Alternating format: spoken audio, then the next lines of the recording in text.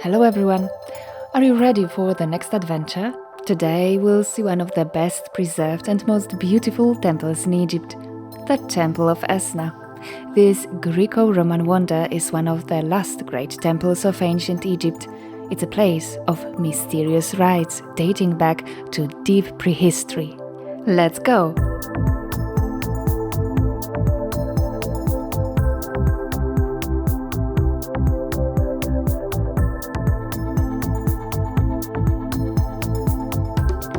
The city of Esna is located around 60 kilometers south of Luxor. I heard that after the recent renovations, the temple looks stunning. It's time to see for ourselves.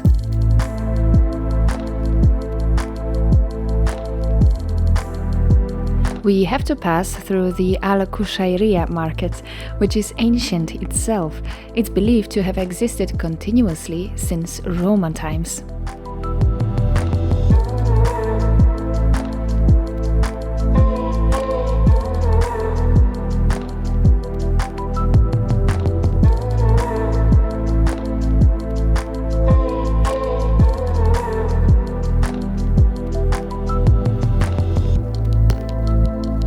The temple is situated in a big hole in the ground, in the very heart of the city. It's on its original level almost 10 meters below the current level of the city.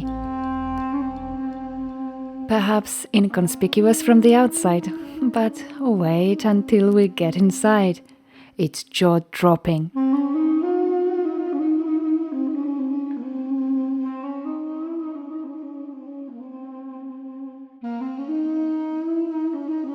Only a quarter of the temple has survived. The rest was used as a source of building material. Its hypostyle hall, however, is in excellent condition. This is one of the best preserved ancient structures in Egypt. Why has this part of the temple been preserved? We'll get to know this and many more, so stay with me.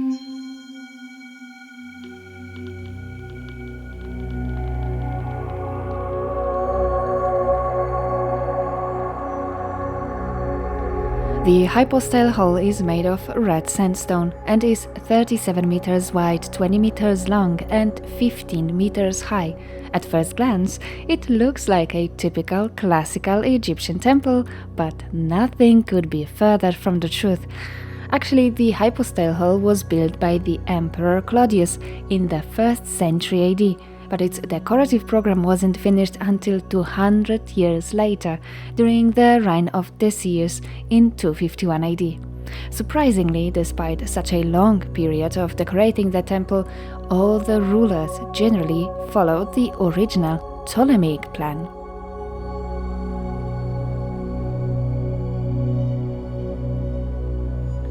The existing structure has 24 columns. 4 rows of 6 columns each. 18 inside measure 13 meters in height and are over 5 meters in girth. They are the most famous and unique feature of the Esna temple.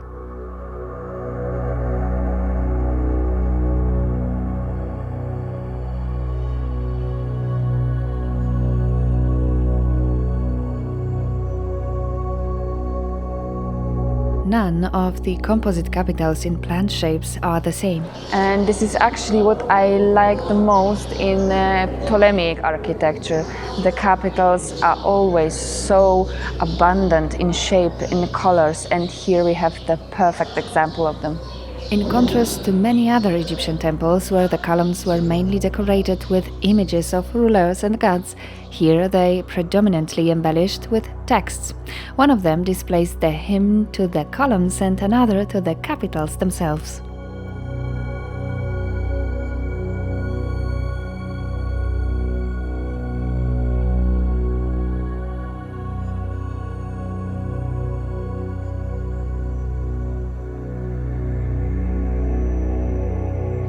Interestingly, some of the capitals display unique as for Egypt Roman architectural elements, like bunches of grapes or Ionic curl.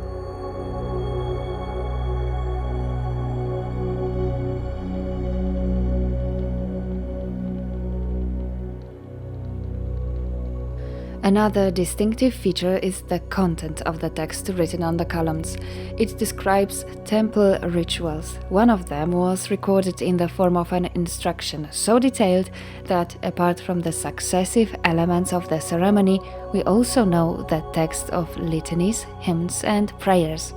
Moreover, each of the columns directs us to the next one, like, for example, now look at the column to the south.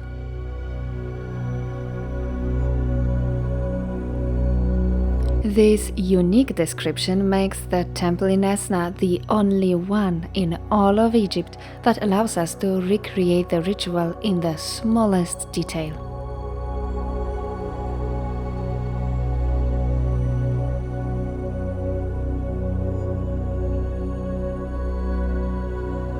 The coating of soot and dirt accumulated through almost 2,000 years preserved the original colors.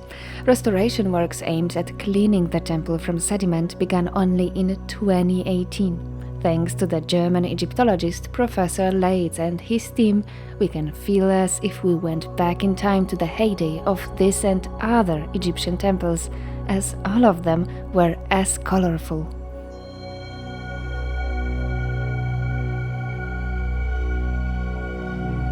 The images and names of a ram-headed Khnum, the ancient Egyptian god of fertility, a divine potter who molded humans, are the most predominant in the temple. It's not surprising that one of his titles is the Lord of Esna. I told more about Khnum in my episode from Elephantine Island, link in the description. He wasn't, however, the only principal god of the temple.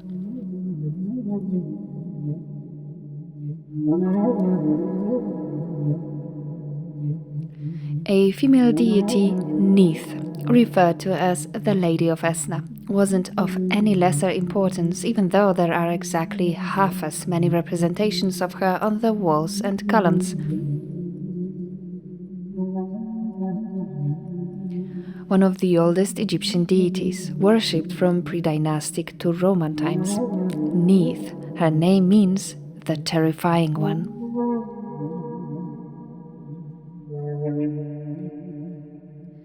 Goddess of creation, the mother of gods, who invented human birth and took care of people also after death. She was to give birth to a Ra, to whom she entrusted the completion of the act of creation, begun by her together with the first gods.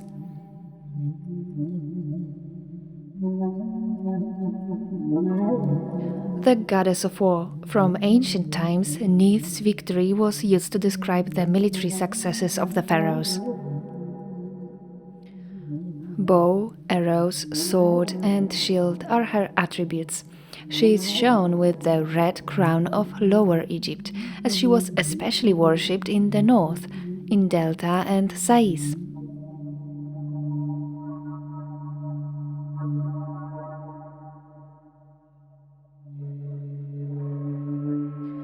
Actually, the city of Esna was called by the ancient Egyptians Tas-Senet, which translates to the seat of Neith. Greeks named it Latopolis after the revered Nile perch, Lates niloticus, which was believed to embody the goddess Neith. This mighty deity was considered part of the Latopolis triad. She replaced the wife of Khnum, Neptuvi or Menhit, who here in Esna was worshipped only as an aspect of Neith.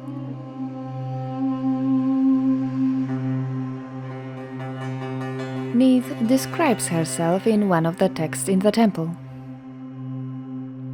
I am Neith, the god's mother, who created the body of Ra.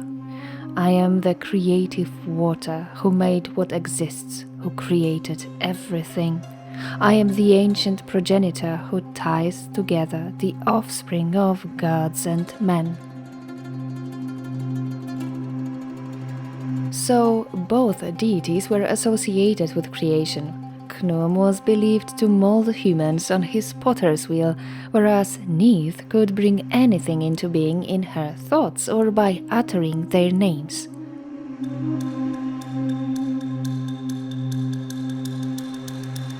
On the ceiling we can admire the stars in the sky.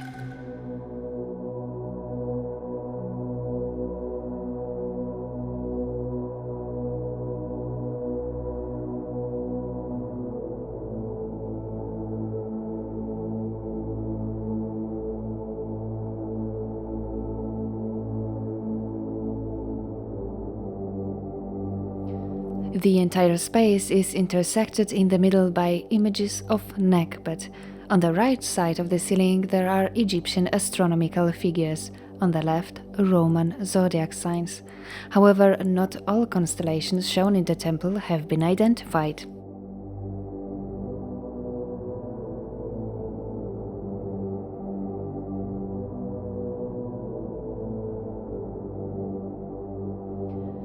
Images of Khnum are to be found mostly in the southern part of the hypostyle hall and Neith on the northern. This division isn't accidental. The main cult center of Neith was north of Esna in Sais and Khnum's in Elephantine, that's to the south. Esna combined these two deities not only in case of location but also theologically, perceiving them together as an androgenic deity responsible for the aforementioned act of creation.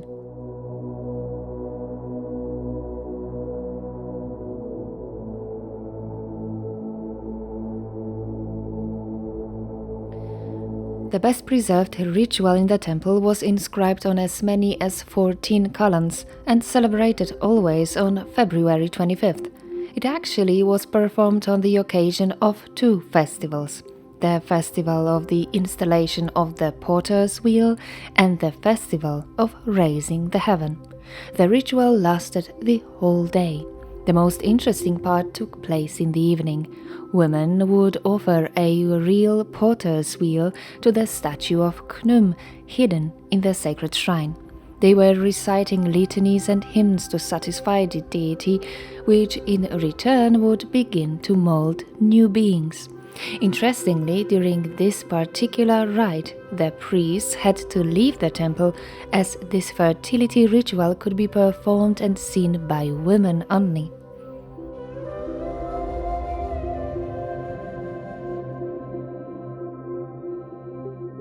The festival dedicated solely to Neith was celebrated not only here in Esna and Sais but throughout Greco-Roman Egypt. The so-called Lychnokaia, the Feast of Lamps, was dedicated to Neith Athena and held during the summer. A text from the festival calendar inscribed in the Temple of Esna, dated to the time of Emperor Trajan, describes the exact recitation of the priest.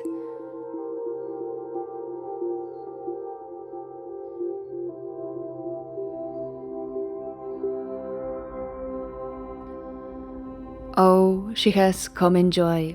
Neith, the great cow, has come in peace. Oh, for her arrival, the Great One, mistress of Esna. The goddess and her Ennead appear at her temple. Let men and women make festival. Let this whole city give shouts of joy, and let none sleep until dawn. Esna is in festival.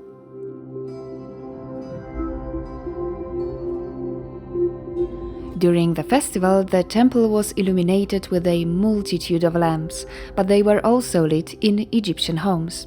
According to Herodotus, those lamps were saucers full of salt and oil, the wick floating thereon and burning all night.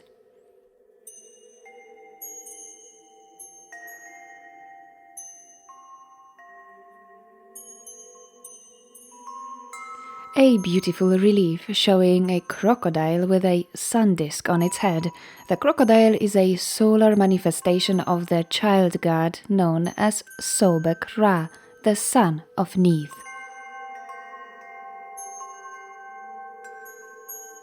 Neith's features and roles were gradually taken over by Hathor and later by Isis.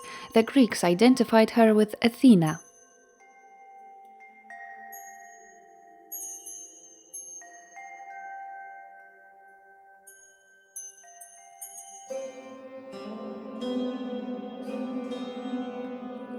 The most famous relief shows Emperor Trajan dancing before two manifestations of Khnum's wife, Neptune. She was a personification of fertility, the lady of the fields, but was becoming very quickly enraged, changing into the lion-headed goddess Amenhotep, who was known as the one who sacrifices or the slaughterer. By dancing, Trajan tries to appease the angry goddess. On the inner wall of the columned hall, we see scenes of adoration of the gods by pharaohs, signed with cartouches of Roman emperors such as Commodus from the 2nd century, as well as Caracalla and Geta from the 3rd century.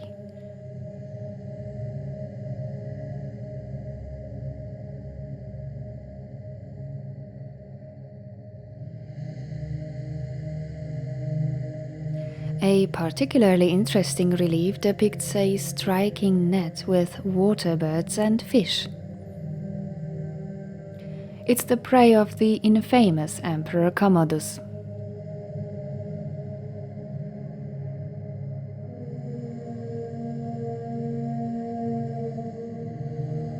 The temple in Esna is one of the last ancient Egyptian temples ever built, and the last one decorated with hieroglyphs.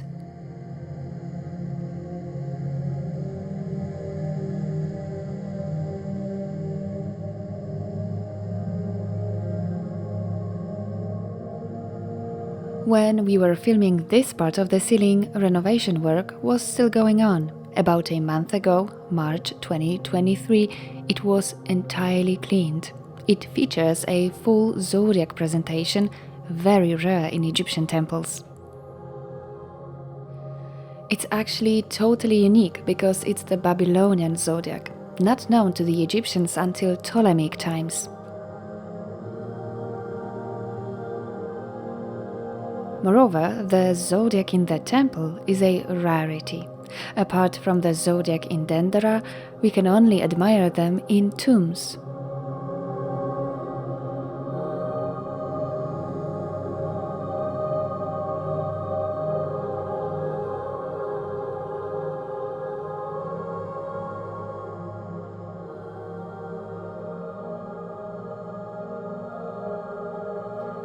Although the historic value of the temple was noticed already in Napoleonic times, it was not until the second half of the 20th century that its real treasure was discovered, the inscriptions.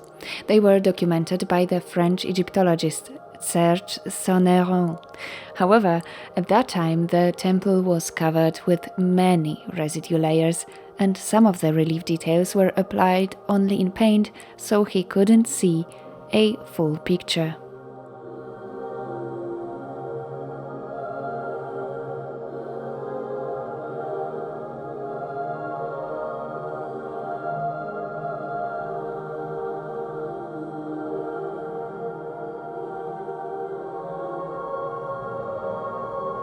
Honestly, before coming here, I thought, okay, the temple will look a little bit like the one in Dendera, but actually it all went beyond my expectation. The colors, especially not on the capitals, but on the shafts, on the walls, the quality of carvings, the quality of execution, the whole temple, it's just astonishing. I'm in awe. Honestly, I'm in awe.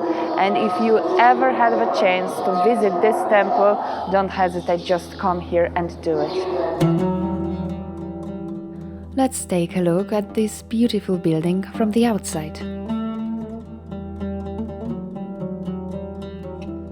The importance of the city of Esna increased during the 18th dynasty, when it became a point on the trade route between Nubia and Egypt. It later declined to regain former significance during the 26th dynasty. Finally, during the Ptolemaic period, it became the capital of the third Egyptian nome. As you can see, it didn't lose its importance also in Roman times. Here on the facade we can see Emperor Tiberius led before Khnum by Wadjet and Nekbet, the personifications of northern and southern Egypt. The small figure in front of Khnum is Heka, the god of magic shown as a child. Here Emperor Claudius, purified by the gods Thoth and Horus. And again Emperor Claudius in an offering scene. In front of Khnum, his wife Neptui and Heka, with a finger in his mouth. Heka was the ancient god of magic and medicine. The magical rituals of the Egyptians were named after him. He had his statue here in the temple, carried through the fields during the processions, which was to ensure fertility and abundant harvest.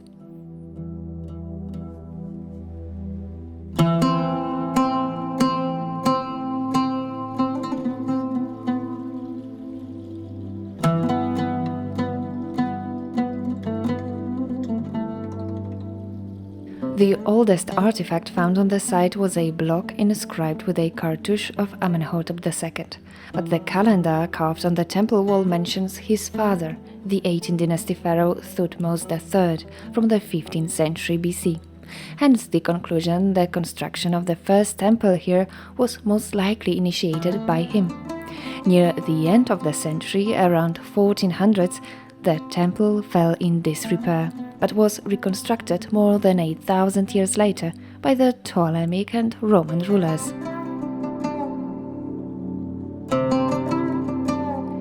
The construction began during the times of Ptolemy V, who ruled from 205 to 180 BC, but unfortunately, as you can see, also this edifice hasn't survived to our times in its entirety.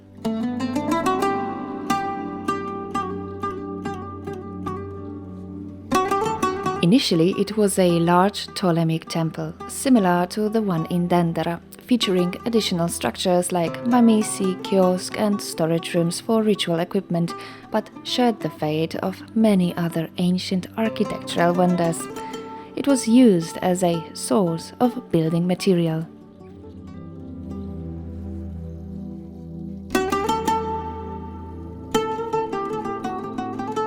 The immense hypostyle hall hasn't been destroyed because it was used as a storage facility for cotton.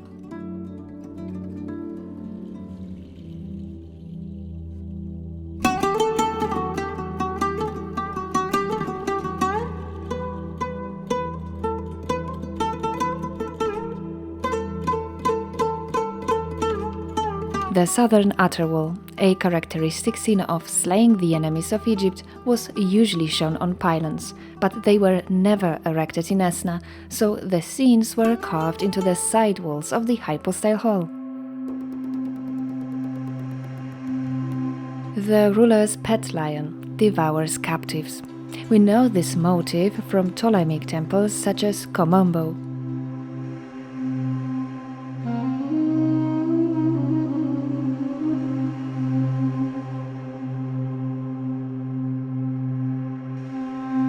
In the traditional pose of the pharaohs reproduced since early dynastic times, here we see the Emperor Domitian. The monumental scene of smiting the enemies in front of the principal deities was obligatory in all Egyptian temples.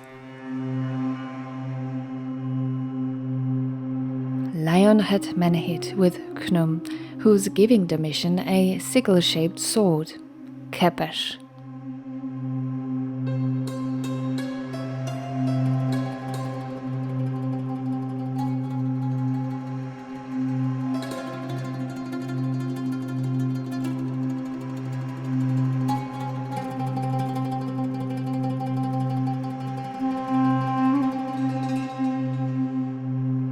Here, Emperor Titus sacrifices an oryx antelope in front of Menhit.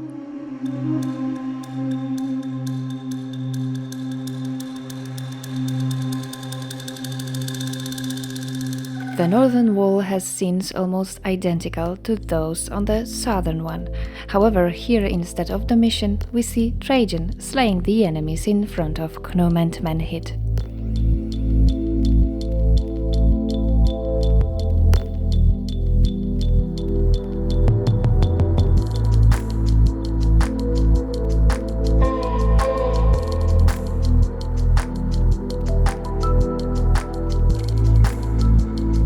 The last emperor portrayed on the temple walls was Theseus from the 3rd century AD.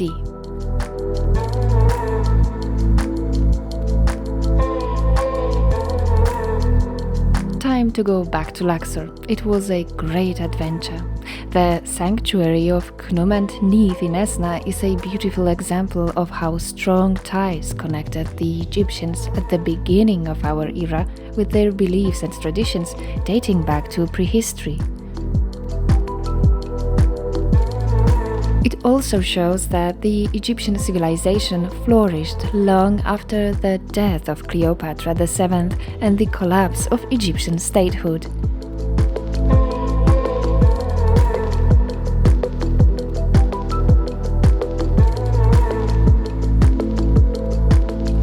Thank you for watching. I hope you enjoyed this episode. If so, please subscribe to my channel, like and comment. It means a lot to me as it's hard for small channels like mine to break through on YouTube. You can also support me on Patreon, link in the description. And see you on another ancient site.